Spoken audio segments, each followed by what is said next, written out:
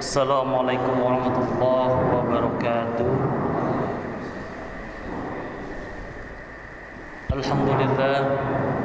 Alhamdulillahilladzi arsala rasulahu bil huda wa dinil haqq liyadhhirahu 'ala dini kulli wa kafa billahi shahida. Asyhadu an la ilaha illallah wahdahu la syarika lah wa asyhadu anna sayyidana Muhammadan 'abduhu wa rasuluhu la nabiyya ba'dahu. Allahumma shalli wa sallim wa barik ala sayyidina Muhammad wa ala alihi wa ashabihi man tabi'ahum ila yaumil qiyamah. Amma ba'du, qala Allah ta'ala fil Qur'anil Karim, fadzakir fa inna dzikra tanfa'ul mu'minin. Wa qala Rasulullah sallallahu alaihi wasallam, man kana yu'minu billahi wal yawmil akhir falyaqul khairan aw liyasmut. Puji dan syukur marilah kita panjatkan kepada Zat Maha Allah Subhanahu wa taala. Salatu dan salam dan sanjungan kepada kalam habibina safina wa maulana Muhammad sallallahu alaihi wasallam. Para jemaah yang dirahmati Allah Subhanahu wa taala, alhamdulillah pada kesempatan kali ini kita masih bisa berkumpul, bermuwajahah, bertolabul ilmi. Mudah-mudahan langkah kaki kita berjalan dari rumah menuju masjid mendapatkan ridho dan cintanya Allah Subhanahu wa taala. Para jamaah yang dirahmati Allah Subhanahu wa taala, alhamdulillah hari ini kita memasuki salah satu bulan yang disebut sahri kata Rasulullah. Wa Rajab sahrullah wa Sya'ban syahri wa Ramadan syahrul ummati. Rajab merupakan bulannya Allah, sedangkan Sya'ban adalah bulanku, sedangkan Ramadan adalah bulan umatku. Di sini dinyatakan salah satu penyebab kenapa Rasulullah SAW mengatakan bahwa bulan Sya'ban ini adalah bulanku, karena di dalam bulan Sya'ban ini turunlah salah satu ayat yang mana Allah Subhanahu wa taala memerintahkan pada umat-umat yang beriman untuk bersolat kepada Kanjeng Nabi Muhammad sallallahu alaihi wasallam, yakni surat yang berbunyi innallaha wa malaikatahu yusholluna 'alan nabi ya ayyuhalladzina amanu shallu 'alaihi wasallimu taslima. Ayat ini Allah turunkan tepat di bulan Sya'ban. Makanya Rasulullah saking hebatnya bulan Sya'ban sehingga Rasulullah menyatakan haza sahri. Kenapa bulan Sya'ban salah satu disebut bulan hebat? Karena di dalam bulan Sya'ban ini ada satu malam yang mana di suatu malam tersebut dilaporkanlah amal ibadah kita sepanjang satu tahun yang kita kenal dengan malam nisfu Sya'ban. Para jemaah yang dirahmati Allah Subhanahu wa taala, sekarang kita memasuki tanggal 8, berarti memasuki tanggal 9 Sya'ban. Berarti tinggal berapa hari lagi menuju bulan Ramadan. Artinya, menuju bulan Ramadan kita harus segera berbenah diri, menyiapkan diri, baik menyiapkan secara fisik ataupun menyiapkan secara rohani. Apa contohnya?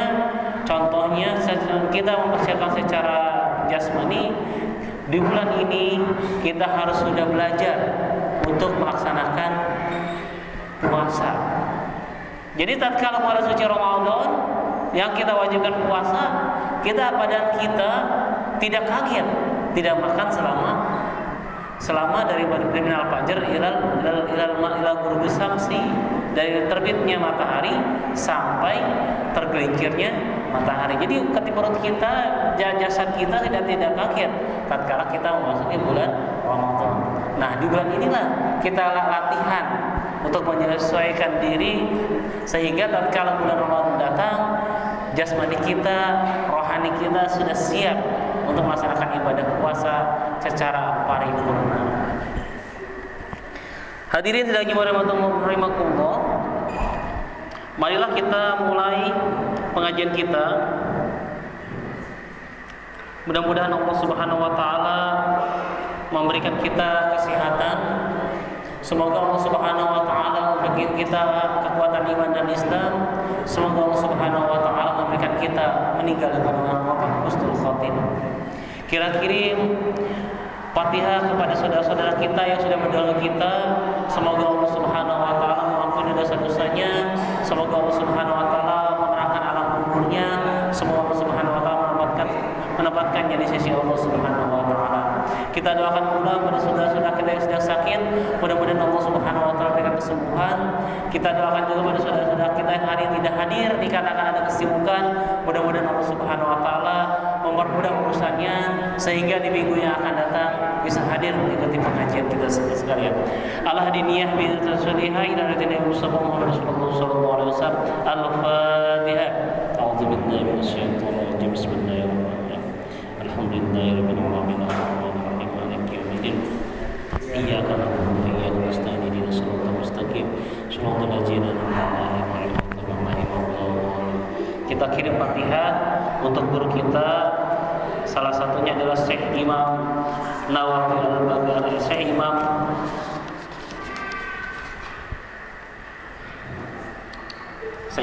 Syekh Nawawi Al-Baghdadi Al-Jawi. Mudah-mudahan ilmunya barokahnya bagi kita dan kita mengamalkannya di kehidupan kita sehari-hari. Hadza hadidatun ila ruhi sahibul kitab, yakni al-Imam Syekh Nawawi Al-Baghdadi. Nafa'allahu bihi wa bihi wa syu'un ila al-Fatihah. A'udzu billahi minasyaitonir rajim. Bismillah.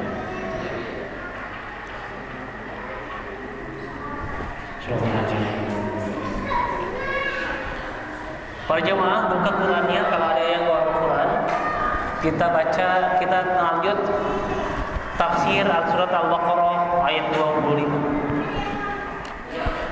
A'udzu billahi minasy syaithanir rajim.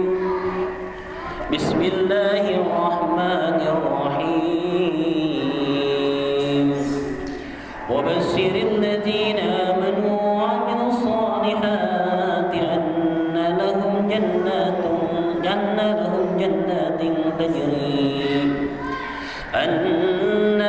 jannatin tajri min tahtiha al-anhar kullama ruziqu minha min thamaratir rizqa qalu hadha alladhi ruziqna min qabl wa bihi mutashabiha wa lahum fiha azwajun mutahharah wa hum fiha khalidun. Oke, kita bahas satu persatu ayat surat ini. Wa basyiril ladzina amanu, dan berikanlah kabar kepada orang yang beriman, wa 'amilus sholihat, dan mereka yang melaksanakan amal-amal soleh, atau ayat taat, atau kepada orang-orang yang taat terhadap perintah Allah Subhanahu wa taala. Apa kabarnya? Anna lahum jannat. Kabarnya adalah bahwasanya bagi mereka Allah berikan balasan berupa surga. Allah Subhanahu wa taala menggambarkan surga itu sebagaimana yang di selanjutnya ayat ini. Annahum jannatin tajri min tahtil anhar. Jadi dalam surga ini Allah gambarkan, di dalam surga ini terdapat sungai-sungai yang mengalir di bawahnya. Dalam surga ini bermacam-macam sungai. Ada berupa sungai Khomer, ada juga yang sungai yang berupa sungai susu, ada juga sungai yang berupa sungai madu, dan juga ada juga sungai yang berisi air segar. Dan semuanya ini tidak akan pernah kering dan halal untuk dikonsumsi. Artinya kita di surga ini Allah Subhanahu wa taala memberikan kita kenikmatan, yang mana susu yang berasal dari sungai yang ada di surga ini adalah susu terbaik yang ada dibandingkan susu yang ada di dunia. Dan madu terbaik yang Allah ciptakan diberikan pada penghuni surga, diberikan madu-madu yang Allah ciptakan yang ada di dalam dunia. Dan air yang segar merupakan air yang terbaik yang Allah berikan terhadap manusia dibandingkan air yang ada di dalam dunia ini. Ini adalah salah satu sungai. Kullama rizqu minha, selain sungai-sungai Allah berikan sungai-sungai, Allah juga memberikan berupa apa? Berupa buah-buahan yang bermacam-macam. Baik dan buah-buahan itu tidak sangat nikmat, sangat manis dibandingkan buah-buahan yang ada di dunia. Oke. Di sini di dalam tafsir lain yang dimaksud orang yang beramal soleh. Oke. Menurut Muaz, orang yang disebut amal soleh itu harus memenuhi 4 kriteria. Orang bisa disebut beramal soleh kalau memenuhi 4 syarat. Syarat yang pertama, orang tersebut ketika beramal ia berilmu. Apa Pak? Orang yang beramal itu mengetahui bahwa orang ilmu itu adalah amal soleh. Maka syarat untuk amal soleh adalah berilmu. Yang kedua, syarat amal itu disebut amal soleh. Yang kedua adalah yang menurut Mu'adz bin Jabal adalah niat. Jadi setelah kita berilmu mengetahui amal yang kita kerjakan adalah amal soleh. Yang kedua, ketika kita hendak melaksanakan amal itu adalah balik berniat dengan niat. Jadi niat ini adalah rasul ibadah.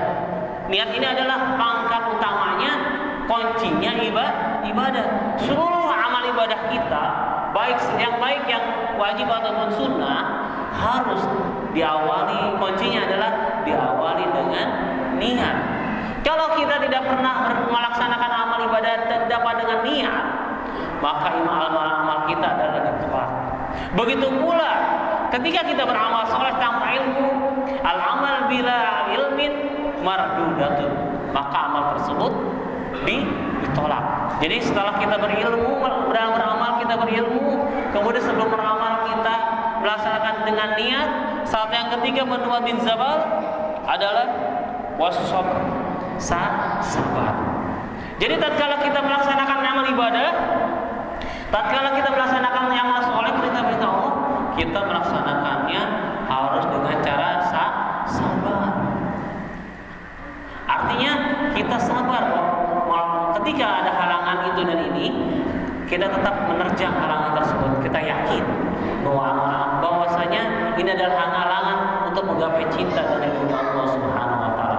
Makanya kita harus bersabar dan melaksanakan perintah Allah Subhanahu wa taala. Jadi ya sebagaimana yang pernah diterangkan oleh guru-guru terdahulu bahwa sabar itu terbagi 3. Sabar terhadap perintah Allah, sabar terhadap menahan dari maksiat terhadap Allah, sabar terhadap musibah yang Allah berikan pada kita. Nah, ini salah satu syarat bahwa amal ibadah kita disebut amal soleh ketika ibadah kita dilaksanakan dengan cara sabar. Syarat yang keempat, nah ini adalah paling penting nih. Kalau setelah kita berilmu, setelah kita niat, dan setelah kita bersabar dalam melaksanakan amal ibadah, syarat yang terakhir adalah ikhlas. Jadi ketika kita berniat beramal soleh, ya kita harus dengan ikhlas. Amal ibadah apapun tanpa nilai dan tanpa ada ikhlas, maka nilainya adalah 0. Amal ibadah apapun tanpa dibarengi dengan ikhlas, maka yang ada adalah lelah saja, capek saja, tanpa ada manfaat buat diri kita. Karena pada hakikatnya seluruh amal ibadah kita semuanya ngepek kepada diri kita sendiri. Jadi kalau selama ini kita sholat, tapi kok nggak ada, tapi kita masih dengki sama orang. Ketika kita sholat, tapi kita masih ria, masih hasud, masih benci sama seseorang, tidak baik perkataannya, maka ada yang salah dengan sholat kita. Salah satu ciri bahwa sholat kita tidak sah adalah ketika kita sholat, kita tidak ikhlas dalam melaksanakan sholat. Ketika kita melaksanakan zakat, kita sudah zakat, kalau kenapa sih rumah kita masih kebakaran contohnya. Sedangkan salah satu fadilah zakat adalah menghindari daripada musibah. Tapi kita zakat terus, kita sedekah terus, kok tetap aja kita banyak musibah. Berarti ada yang salah dengan zakat kita, ada yang salah dengan cara ibadah kita, cara infak kita. Mungkin yang harus kita introspeksi, mungkin zakat kita tidak ikhlas, mungkin infak kita tidak ikhlas, dan lain sebagainya. Itu adalah syarat bahwa amal ibadah kita disebut amal soleh.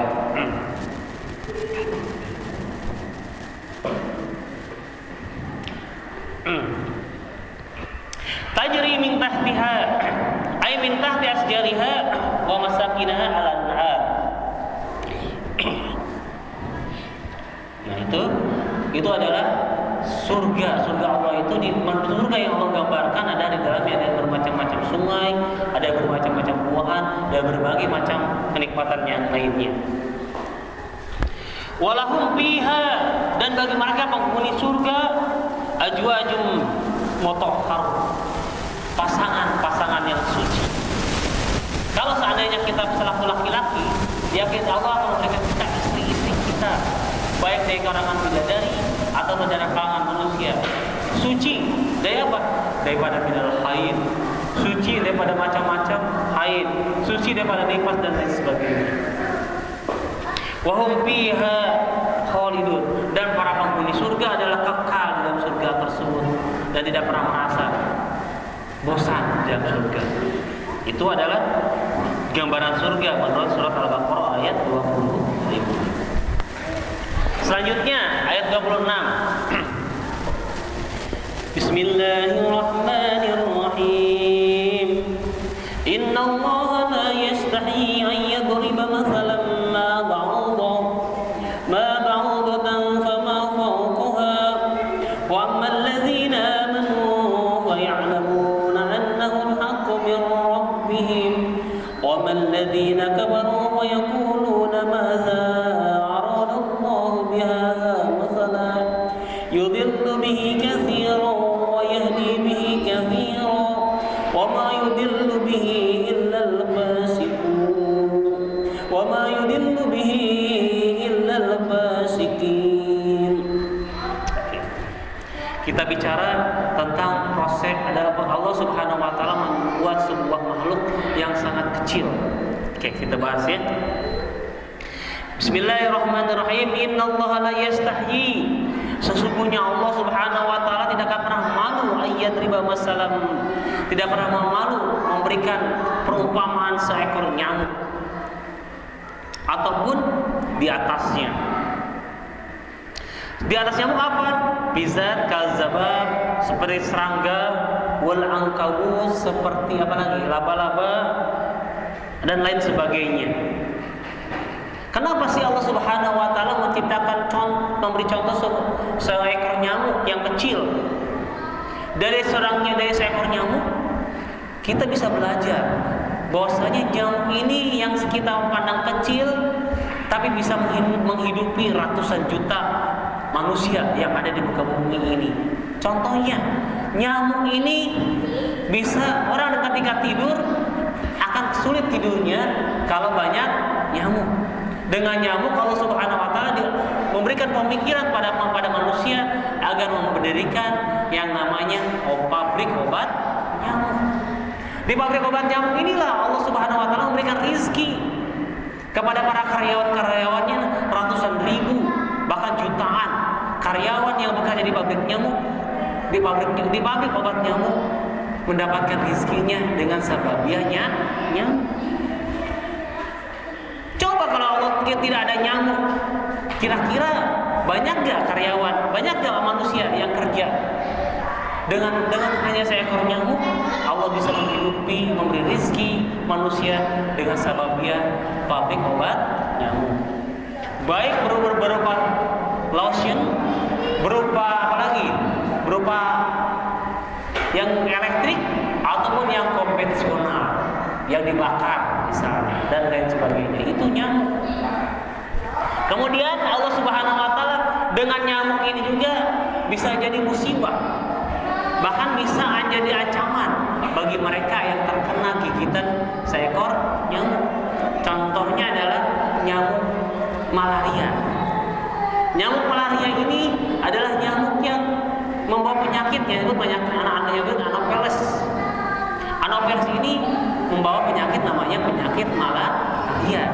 Dengan adanya penyakit malaria ini, kita para dokter, para pemikir bisa menciptakan namanya obat anti malaria.